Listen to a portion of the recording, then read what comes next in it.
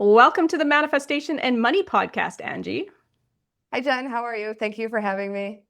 I am pumped to chat with you. We're going to get into manifestation and money and how nervous systems play into all that. But first, I would love for you to share with the guests just who you are and what your story is. Yes. Hi, everyone. I am Angie Hawkins, the Inner Glow Coach, and I help women stop chasing love and approval and start radiating it from within. And a lot of that we work on includes having an abundance mindset. And it's easy. I feel like it's easy in this society to not have an abundance mindset because we all have different stories, but my story, like, there's an emotional side to it as well. I grew up with emotionally unavailable parents. And as an adult, I can understand what that means. But as a child, you just don't have the tools or knowledge to be able to interpret that. So I developed a belief that I didn't deserve to be loved. And, your beliefs dictate your behaviors, and then your behaviors dictate what you draw into your life. So with that belief, I struggled for a very long time because I just didn't feel worthy of not only love, but even material things or even having a happy and fulfilling life. And I spent a very long time, I was a people pleaser. I was always giving to things outside of myself. I was a perfectionist. I always felt like I had to earn things outside of myself for my worth. And that also carried into my money mindset because, I followed society's arbitrary rules, and I went to college, I got a corporate job, and I just thought, like, okay, you have to like work hard and hustle, and that is how you make money. And you can, and I did for a very long time, but my life kind of came to a point where it wasn't working and I was miserable and I was feeling stuck. And the first turning point for me came in 2017. My dad passed away and he did not have money. So I did not inherit money from him. That wasn't a huge deal because, again, I had earned money through my corporate job, but I was just feeling really unfulfilled in life. And I was living in Chicago. And I decided, I was like, I want to be happy. I want to live a happier life. So I decided I wanted to move to Hawaii. And for me, living in Chicago, the cost of living was about the same except for real estate. And I knew to make that big of a move, I wanted to be all in. So I started researching real estate, and to maintain my same lifestyle, I needed about $100,000 more than I had to buy a condo. So in my mind, I was like, I just need $100,000 and then I can move. That's a lot of money though, right? So in my mind, I was like, this is going to take years. But I was just feeling so unhappy and unfulfilled in my life. I'm like, no, it's not going to take years. And I just made a decision. And this is so key because when your brain makes that decision, there's no alternative. Because a lot of people may have heard this term, like when you say try, you're not really committed to it because then there's a backup plan if like whatever you're trying fails. But I just decided like this is happening and there's no other backup plan. And there's also advice like be delusional, and I highly recommend that. But I basically used, and this was before I had read anything on like manifestation or anything. I had kind of heard of it. I really didn't know how to implement it in my life, but I had heard of the act as if approach. So I was like, that's what I'm going to do. This was early 2018. So it was probably like January or February. I called a realtor in Hawaii and I was like, I'm moving to Hawaii later this year. And I was like, this is my budget, which was the $100,000 more than I actually had. So it was not my actual budget. And I was like, this is what I'm looking for, blah, blah, blah. I started calling moving companies for quotes. I hired a realtor to sell my condo in Chicago. I just started pretending I was moving like it was actually happening. I think a lot of manifesting, it goes into the woo-woo realm and it's not very grounded. So what was really happening was like my energy was aligning to the thing, but on a more like grounded level, I like to talk about manifesting in terms of like nervous system regulation because when you're in that energy of like fear and scarcity, you're feeling hypervigilant and anxious. And for me, because I was so certain that it was going to happen, even though it seemed so far-fetched, it was like I just had this calmness about me. Long story short, I ended up getting the money from various places because some of them were very unexpected. For example, I was not expecting any money from my dad because he did not have money and he also did not have a will. And in his house, after I sold it, he had some credit card debt that I had to pay off. So I was doing all this work on his estate. But anyway, one of the credit cards, they were like, they relieved his debt. So I actually ended up with $40,000, which that was so unexpected and it took a year for it to happen. But my point is, I wasn't focused on where it was coming from because I knew it wasn't gonna just come from my job because I worked in corporate America. So I had to just be open to the possibilities and it did come from different places.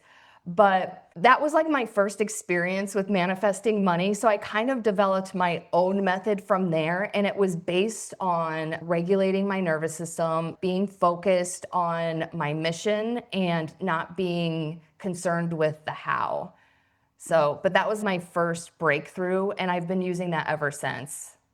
You are talking about, yes, there's the woo piece of this. This is like Yeah. manifestation, we're sold on the woo, and manifestation as an umbrella. I am the same as you. I was doing learning about the acting as if, and I was learning about vision boards and stuff that aren't necessarily, what would you call them? Like personal development tools. Like I think there was kind of Yeah. that category first, and now everything's lumped under this manifestation, which is kind of, I guess, the new age term for it. Yeah. But I feel like that's just, and I understand it because it talks about energy and stuff, but I think for some people, it's just so out there that their brain is like, what does that even mean? And so Mhm. that's why I try to ground it because even the acting as if, there is like the energetic stuff going on, but it's just such a practical way that you can implement it in your own life. And also for me, the acting as if, it's actually kind of fun because it is so delusional, especially with the whole Hawaii thing. I just started telling my neighbors, like, yeah, I'm moving to Hawaii. And in my mind, I'm like, am I really? Oh. But it's like you can have fun with it and being in that energy. Because again, the energy is the woo part, but it's like being in that energy is what brings it to you. Yeah. But but yeah, I like that talking about the more grounded aspect of it. Or because anytime I'm like anxious or whatever about money, it does not come. So I'm really big like on my client work and myself with the nervous system regulation aspect of it because that I mean that's good for all areas of your life, but especially when you're trying to attract things into your life, whether it's love or money or whatever, Mhm. when you're in that anxious and hypervigilant and protective state, you're not going to bring those things in. But when you're just basking in your own energy, it just kind of falls in your lap.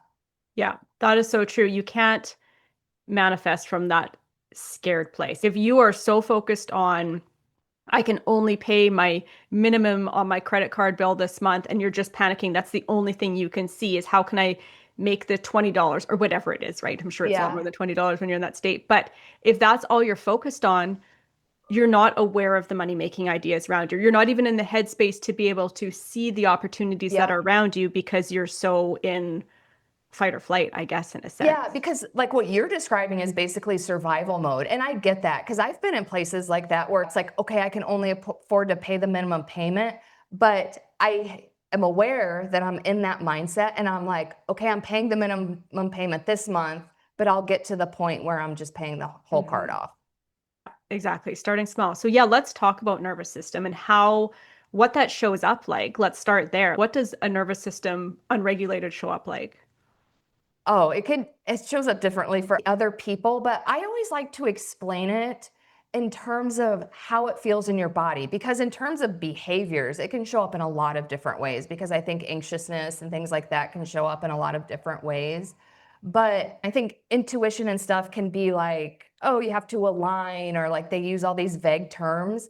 But I do multiple check ins throughout the day. How does my body feel? Because sometimes things are going on and your body just knows this is not right or I'm scared of something, which is your body or your nervous system. It's doing its job because it's trying to keep you safe. But sometimes we have these fears that aren't really realistic and we need to be an adult and think our way around it. So I always have like these check-ins. So if I'm feeling anxious, it's like, why am I feeling anxious? Am I really in danger, or is this a temporary setback? What changed my life is questioning like everything we do and why we do it, because then when you start having these moments of where your body does feel tight or anxious or whatever, because sometimes we're not really sure why. There could be an inciting incident. If you look at your credit card bill and you can't pay it, but sometimes there's just this low grade anxiety that you're feeling. But always try to identify why you're feeling that way and what the root cause issue is and work from there. But then I always have regular practices of regulating my nervous system, because you can't even think straight when you're in that dysregulated state. You're not being creative, you're not thinking logically. So just for practical reasons, it's always good to be aware of what your nervous system is doing and regulating it. And like what I tell people, you don't have to meditate on a mountain for hours at a time. It doesn't have to be this time intensive thing. Like, I'm very lucky because I live in Hawaii, so I can just go out and ground in the grass almost every single day, and I do, or I try to get in the ocean almost every single day. But my point is, it doesn't have to be this grand thing. It's just checking in with your body and follow the feeling. How do you feel? If it feels good, then everything's probably fine. But if it's not, then that's where you need to identify, where is this coming from? Like, because if it's some kind of scarcity mindset that's just a belief that you can change, then that's something that you'll need to work on. But if it's, you know what I mean? It just depends on what it is. But my point is, you have more control than you think about how you are feeling in the moment. Yeah, you have more control than you think. What are some other things that people could do just to bring themselves back? Well, this is my number one thing, because I feel like usually if you are dysregulated, there usually is an inciting incident. So this is my hack for that.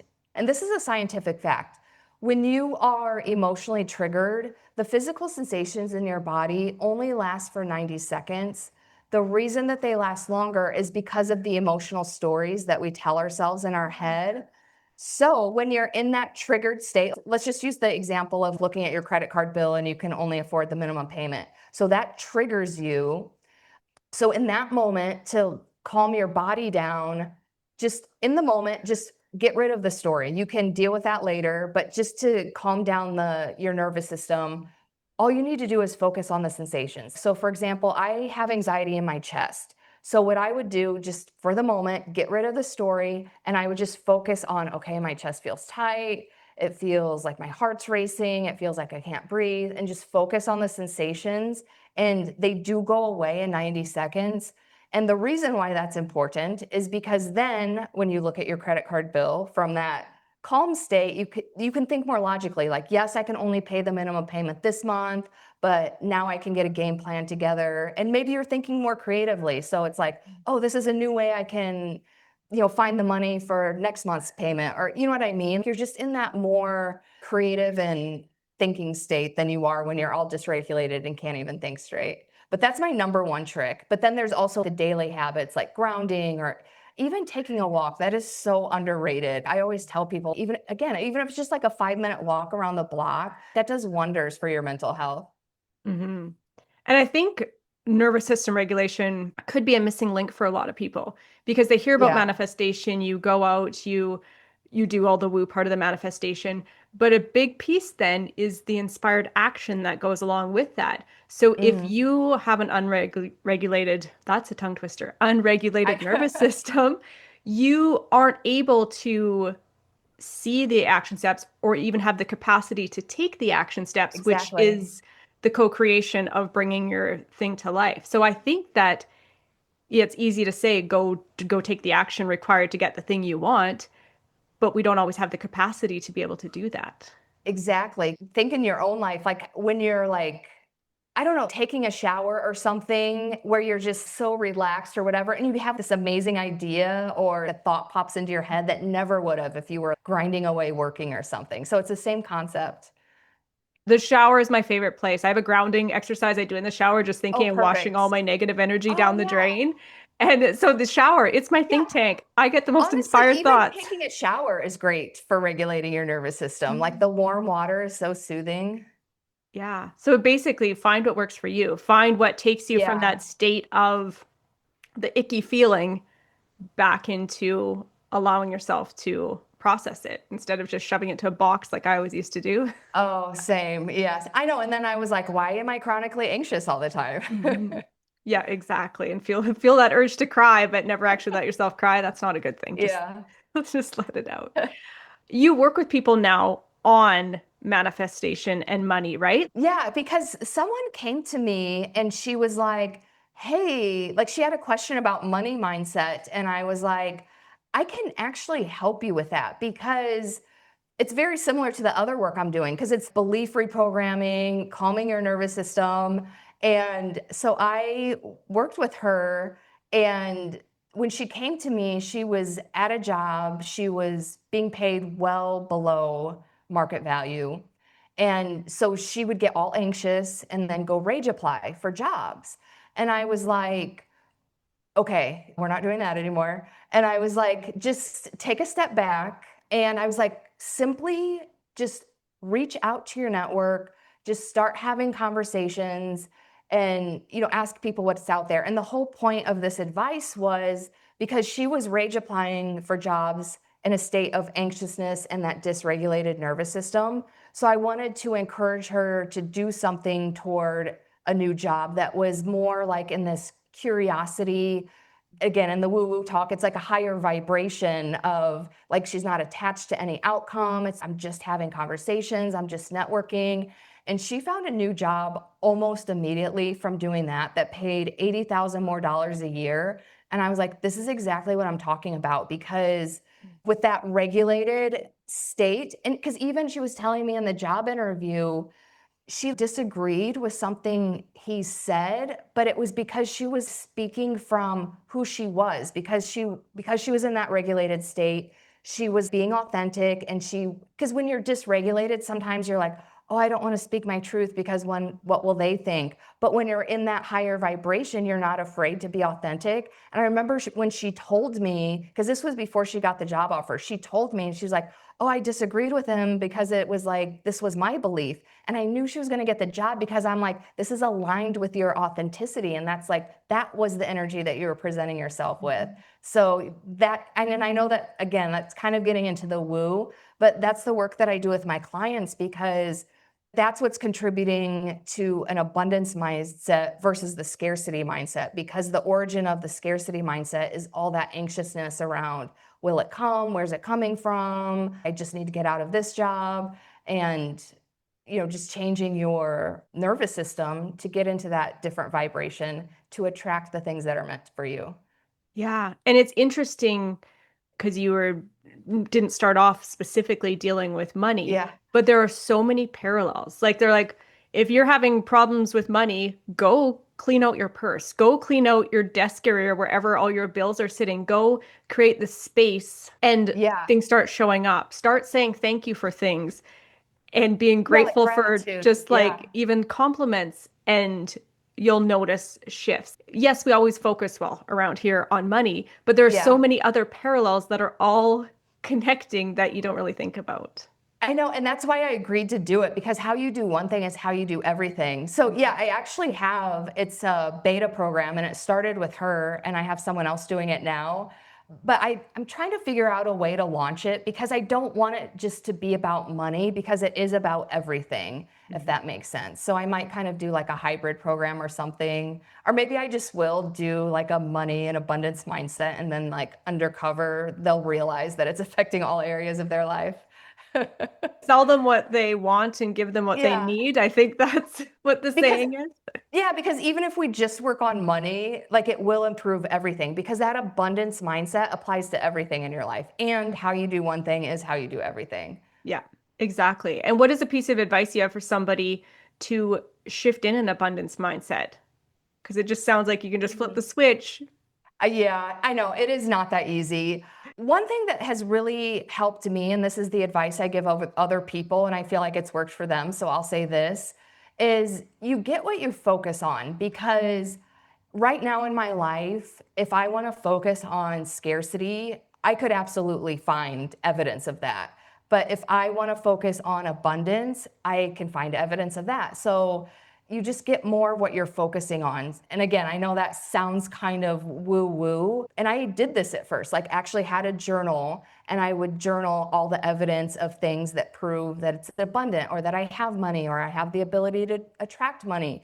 I would recommend that, actually journaling it out, because even when you're thinking about it, you forget about all of the things. But when you see it written out on paper, like I had pages of stuff, and I'm like, I have evidence that my life is abundant and that money is coming to me. Because even you get like those $1 checks in the mail for those, maybe a class action settlement or something like that. Because even stuff like that adds up and you don't realize it. Or if you find a quarter in the street. I used to journal all of that stuff, and you kind of forget about it until you're visually looking at the evidence. And it's like, even if it's $10, there's still evidence that like money is everywhere, because it's like, yeah, it's $10, but I found it in 20 different places, or you know what I mean? So that is proof that the world is abundant with money. Mm-hmm.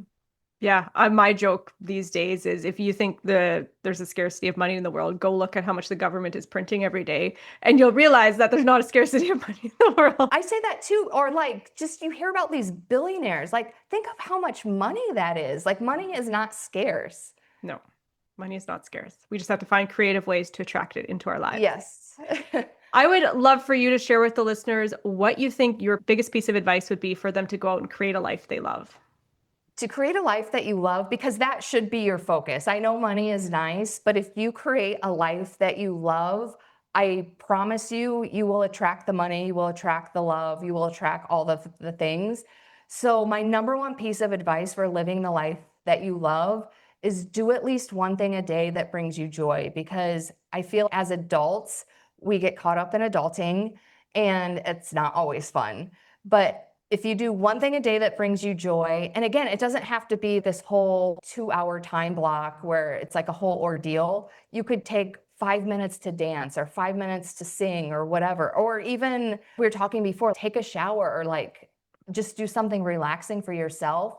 Because first of all, it feels good and you deserve to feel good, but also it conditions yourself that you want to feel that way, and it conditions yourself to actually keep doing that and keep feeling that feeling of joy. And that internal joy is what's attracting all the things around you. That is the perfect note to end it on today. And I would love for you to share with the listeners where they can reach out and connect with you. Yes, the best place is my website, which is runninginslippers.com, which is also the name of my book. So there's information about my book. There's also information on my coaching program. The current coaching program that I'm offering is called Shine from the Inside, and I advertise as, women who are chasing love and approval and money outside of themselves. And it's about instead radiating that inner joy from within you so that you're attracting it. I do have a beta program for money mindset and abundance. I'm not advertising it, but if you come to me, because I used to have a free 60-minute Find Your Glow session, but if you come to me and tell me that you heard me on this podcast, I will extend that 60-minute call to you, and we can uncover, because in my GLOW method, the G stands for go back to your childhood. So we can uncover what your limiting belief around money is. Because even my belief that I didn't deserve to be loved, that translated to money because I didn't feel inherently worthy of receiving money. So we can uncover what that limiting belief is in that call. And even if we don't work together, I think that's a good piece of information to have to continue with your manifesting money journey and abundance mindset. Absolutely. Because if you can go back and change that story, you are Yes, changing your beliefs and you're changing how you're moving forward in your day to day. because it is a story, because we all deserve money. It is abundant. Like, trust me, I used to tell myself all the things and none of it was true. I agree. Well, thank you so much for joining me on the show today, Angie. Thank you so much.